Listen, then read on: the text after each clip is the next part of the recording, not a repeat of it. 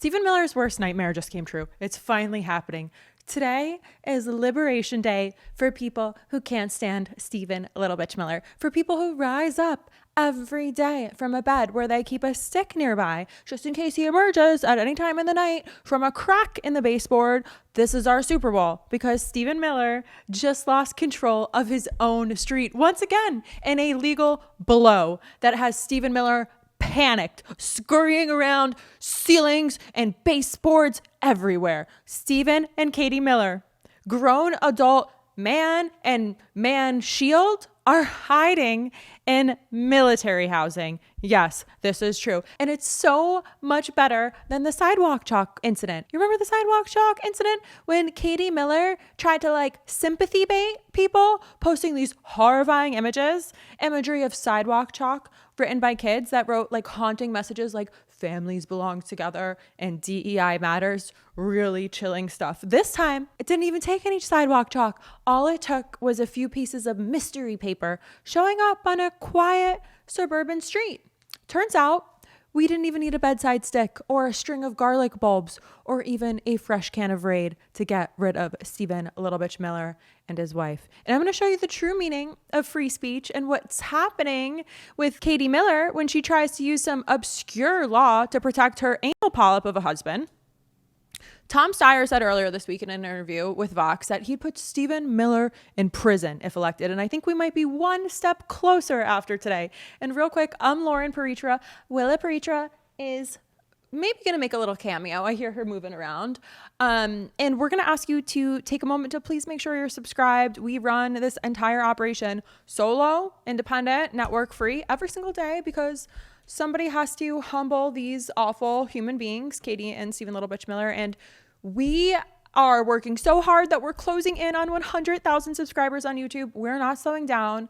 And remember, every sub, every follow across social, or every you get your podcast, every save and share, every comment, 6 words or more, every hype, I see it all. I read it all. I appreciate it all. And I've been told that subscribing creates a barrier between you and Stephen Little Bitch Miller and him deciding to take up residency in the space underneath your bathroom sink. So stay safe, subscribe. And now Stephen Miller, for anyone who needs a refresher, we've got a multi-part series and playlist on YouTube called Stories of Stephen Miller, where we go deep into the loser lore of his white nationalist origin story. The short version is he was rejected by hot Latinas in high school in Santa Monica, and it put him on a path of terrorizing literally everyone. And look, I hate Stephen Miller for a lot of reasons, but almost all of those have to do with how he spent years giving permission to so many a-holes to dismiss this ICE terror as being only about dangerous criminals.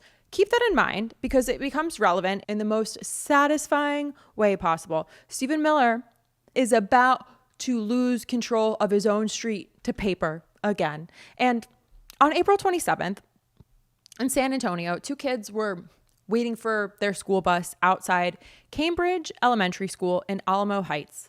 Their stepmother was standing right there with them.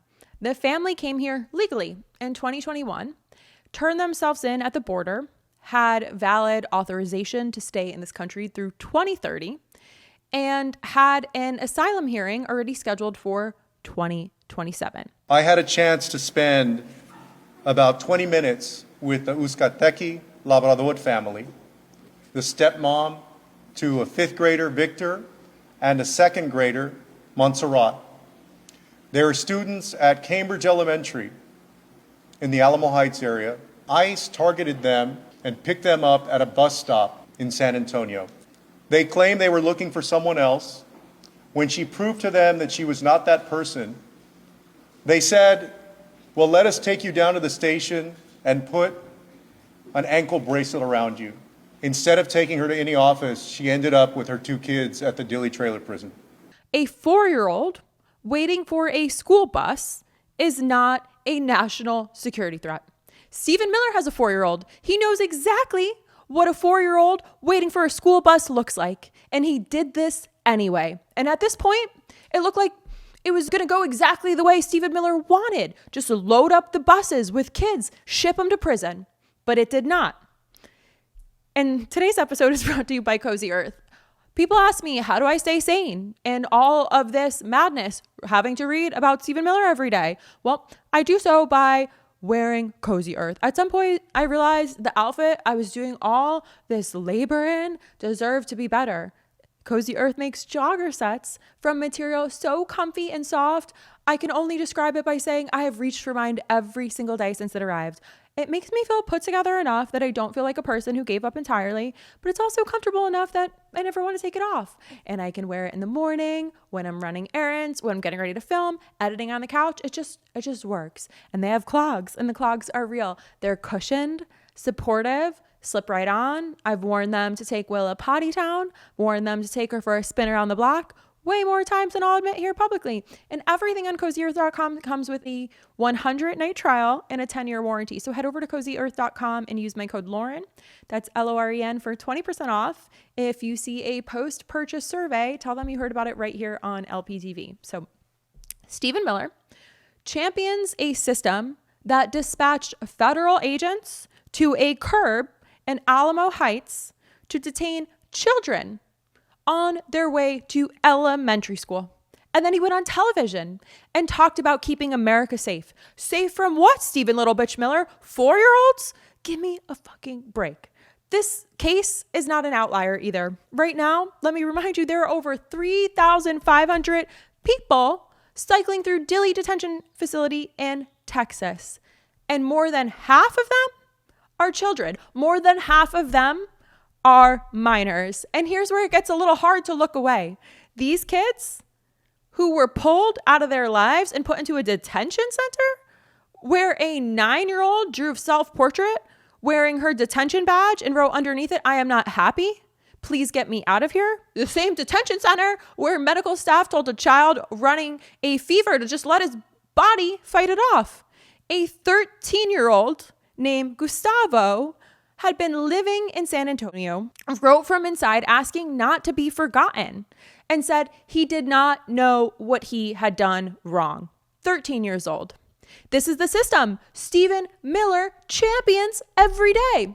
And up until this week, it had been working exactly as he intended. Stephen Miller is the hollow-eyed, aggressively pale architect of all of it. And nobody has ever described him warmly. He has had the full machinery of the federal government behind him this entire time, which is what makes what happened next so satisfying, because somebody decided to push that little monster back and a court weighed in. And stay with me because this is where it gets good. A retired peace studies professor named Barbara Wien drove through Stephen Little Bitch Miller's Arlington neighborhood last September. And she dropped off some flyers near people's front doors. What did the flyers have on them? The flyer had his photo on it, his address, and it said, "Wanted for crimes against humanity." And it also said, "No Nazis in Northern Virginia." There was a QR code asking people to demand a congressional investigation. Now, hold on to that detail. Katie Miller spotted Wien in the neighborhood. And as Katie Miller does, as the Karens do, she called the police and announced to them out loud, damn proud of herself, I could see it now, "I love obscure statutes. That's my thing." Direct quote. She had already located a misdemeanor law about publishing somebody's identifying information with intent to harass, and she walked the police through it on the spot. And then with the full weight of the federal government started moving. And what followed was the FBI, the Secret Service, and the Virginia State Police showing up at Barbara Wien's home with a warrant to seize her phone. Jim Jordan opened a full congressional inquiry into the prosecutor handling the case. Stephen Miller put his sorry ass on television and called the whole thing a domestic terror movement, but didn't say a damn thing about the kids in prison. And the family sold their house. Stephen Little Bitch Miller sold his house and moved into military housing. For a while, it started to look like maybe things were going to work out for them, and then it didn't. The prosecutor reviewed all of it, went through the evidence, and determined there was no crime.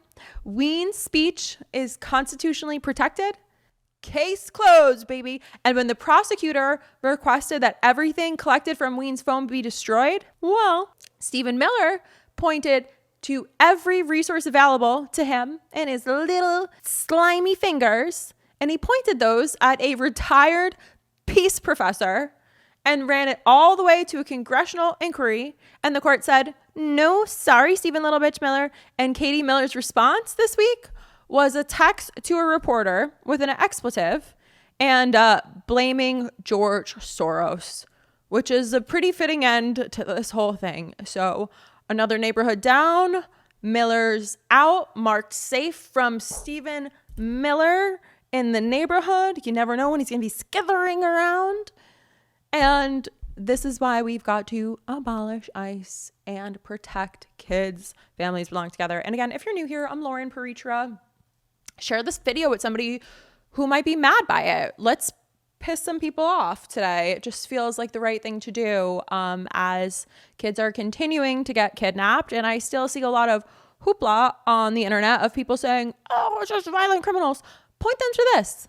Tell them about the 4-year-old and the 5-year-old that just got swooped off the street here legally, going, playing by the rules. Not that that's any of their responsibility as a 4 and 5-year-old, but alas, here we are. And again, I'm Lauren Paritra. We're working so hard to hit 100,000 subscribers on YouTube and maintain our lead on the charts on Spotify, on Apple Podcasts, and wherever you listen. So support us, and we'll be back with more.